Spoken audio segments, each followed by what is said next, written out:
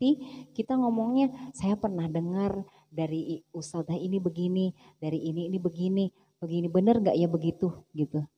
Diajak komunikasi itu suami, jangan kada boleh pahai kayak ini jar usahanya, itu menggurui namanya.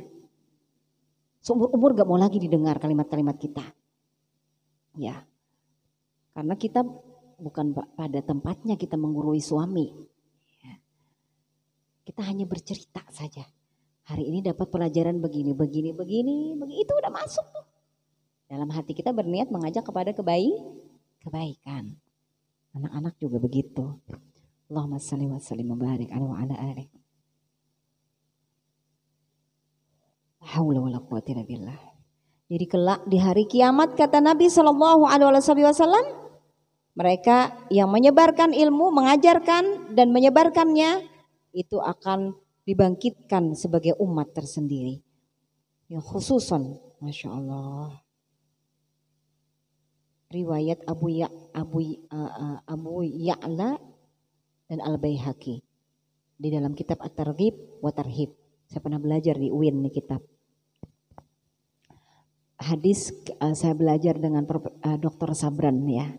Masya Allah, tabarakallah. Ya Karim, mudah-mudahan Allah panjangkan usia beliau. Allah rahmati beliau, tuh ilmunya saya banyak dapat dari, kalau bicara hadis saya banyak dapat dari Dr. Sabran, luar biasa. Kalau mengajar Dr. Sabran di kelas, itu dia lepas sepatunya. Sesaat dia lepas sepatu, saya lepas sepatu saya. Di awal-awal, saya selalu kalau belajar itu duduk di depan. Saya ingin dekat dengan guru, ya. Itu saya ingin ambil barokahnya, memandang wajahnya dengan ta'zim. Saya ingin dapat banyak berkah. Tapi khususan kalau kelasnya Dr. Sabran, saya duduk di belakang. Duduk paling belakang, di pojok sendiri, gitu. Kenapa? Setiap kelas beliau, air mata saya tumpah gak karu-karuan. Malu-maluin kan di dalam kelas, begitu.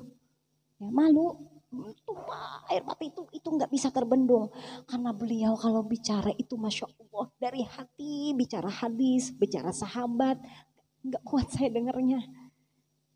Itu luar biasa minal aulia, ya wali Allah yang ketika bicaranya saya sudah langsung tetes air mata saya, ya habis. Saya punya tisu tuh habis kalau kelasnya beliau. Jadi waktu di awal saja saya duduknya di depan. Setelah itu kemudian saya duduk di belakang dan saya selalu lepas sepatu saya kalau di kelas ya, karena beliau juga melepas sepatunya. Orang mungkin tidak memperhatikan ya. Yang tidak mau memperhatikan, tidak mau belajar secara menyeluruh tentang siapa gurunya, tidak akan pernah perhatikan itu. Ingat, gerak dan diam guru itu ada ilmu. Kalau kita mau ambil pelajaran. Kenapa beliau melepas sepatu? Kan di kelas-kelas kita di UIN nggak lepas sepatu, ya. Kecuali kelas-kelas yang ini pakai karpet, yang AC karpet dan itu. Tapi ini kelas saya kebetulan waktu itu masih kelas biasa, jadinya kita pakai sepatu. Nah masuk ke ruangan kelas gitu. Kenapa beliau lepas sepatu? Ya, karena beliau sedang membicarakan beradab dengan sahabat-sahabatnya Rasul Sallallahu Alaihi Wasallam. Kadang-kadang itu kalau beliau sering ngajar pakai jas ya, jas juga dilepas sama beliau. Jadi menghilangkan ini dunia, menghilangkan. Beradab sekali ketika menyampaikan sahabat Nabi Sallallahu Alaihi Wasallam. Ya Karim, sampai saya ditunjuk beliau untuk mengajar di kelas itu. Pelajaran-pelajaran yang saya pernah terima saat saya masih di Jawa ya. Saya juga sampaikan tentang bagaimana perpaduan hadis dengan ilmu sains. Beliau senang sekali mendengar ya. Bagaimana siwak berpengaruh pada kesehatan dari hasil penelitian. Itu bagian saya ya. Beliau sangat senang mendengarnya. Karena kata beliau, hadis Nabi Shallallahu Alaihi Wasallam itu lebih ilmiah daripada penelitian manapun. Keren banget.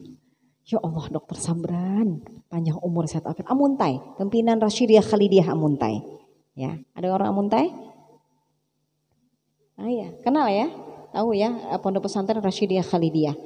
Ada salah satu anak beliau namanya Ustadzah Ihsan. Ustadzah Ihsan itu masya Allah tawadunya nggak tanggung-tanggung.